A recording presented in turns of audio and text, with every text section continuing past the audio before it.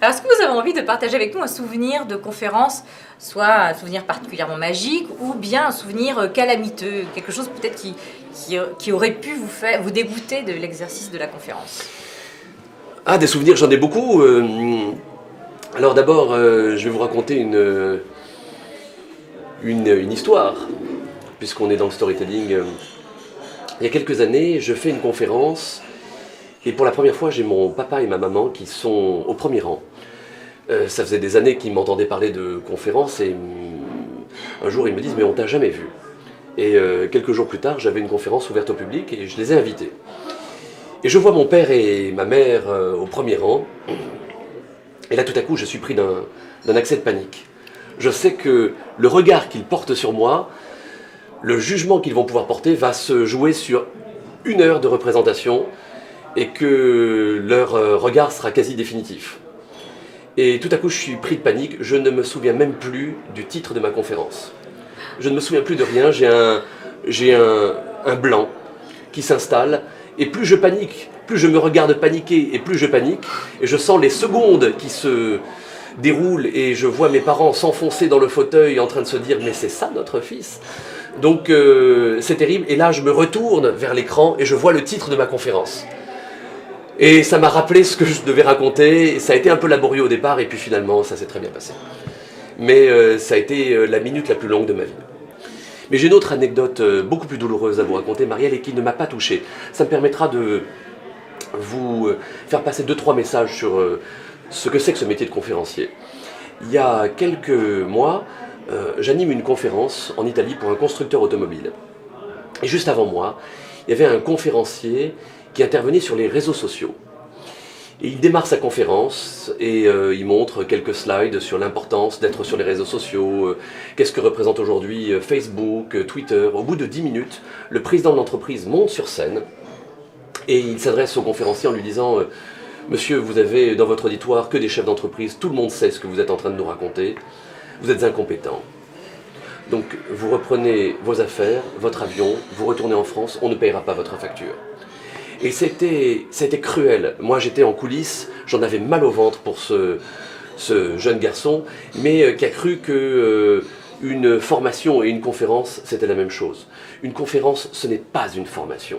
Une conférence est là pour inspirer, pour bousculer, pour faire réfléchir, pour faire quelque chose d'autre que simplement passer un message que vous pourriez passer en petit comité. Donc il avait appris ce jour-là à ses dépens que le métier de conférencier ça s'improvise pas. Et préparer un discours qui doit impacter 100, 200 ou 1000 personnes, eh bien ça doit se préparer, c'est un travail qui est assez considérable pour pouvoir produire l'effet souhaité. Tout à fait, et cette anecdote-là me fait penser comment dire, à la première préoccupation du conférencier, c'est de savoir à qui je m'adresse. Parce qu'évidemment, si ça avait été un public peut-être moins aguerri, oui. Il aurait peut-être appris des choses à ces personnes. Exactement. Mais là, avec un public de dirigeants d'entreprise et des personnes très expérimentées, enfoncer les portes ouvertes, c'était pas possible. C'est ça. Tout naturellement, ça m'emmène à ma question de conclusion qui concerne les conférenciers débutants. Voilà, vous avez devant vous un jeune homme ou une jeune femme de 25 ans et qui dit « Voilà, Michael, j'aimerais tellement faire de la conférence, moi aussi. Et j'aimerais devenir un conférencier pro ». Quel est le premier conseil que vous lui donneriez? Eh bien, je vais être redondant de ne jamais débuter. C'est-à-dire que le jour où il va se produire pour la première fois, il faut que ce soit une répétition de ce qu'il a fait déjà 100 fois. 100 fois devant une glace, devant un miroir, que chaque mot soit sous-pesé. Mes conférences, je mets 1 à 2 ans pour les écrire, pour les construire. Je fais intervenir un prof de théâtre, je fais intervenir un humoriste, je fais intervenir des amis, des clients, des ados. Et lorsque la première fois j'arrive sur scène, c'est pas la première fois. Donc c'est très difficile de débuter.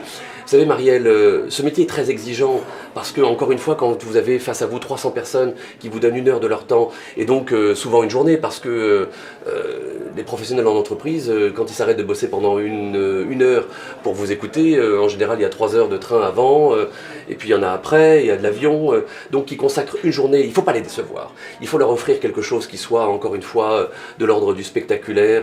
Il faut les intéresser, il faut les surprendre, il faut les bousculer.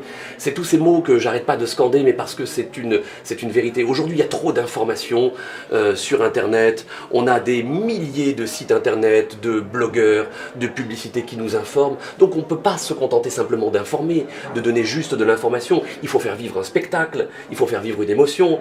Et ça se prépare. C'est un travail qui est considérable. Quand je vois des gens qui viennent me voir et me disent j'aimerais bien être conférencier, j'ai vendu une conférence à un de mes clients le mois prochain, je ne sais pas comment ils peuvent faire, parce que moi, dont c'est le métier maintenant depuis près d'une vingtaine d'années, je mets 2 ans pour écrire une conférence. Donc une conférence qui sera délivrée le mois prochain, elle sera pauvre.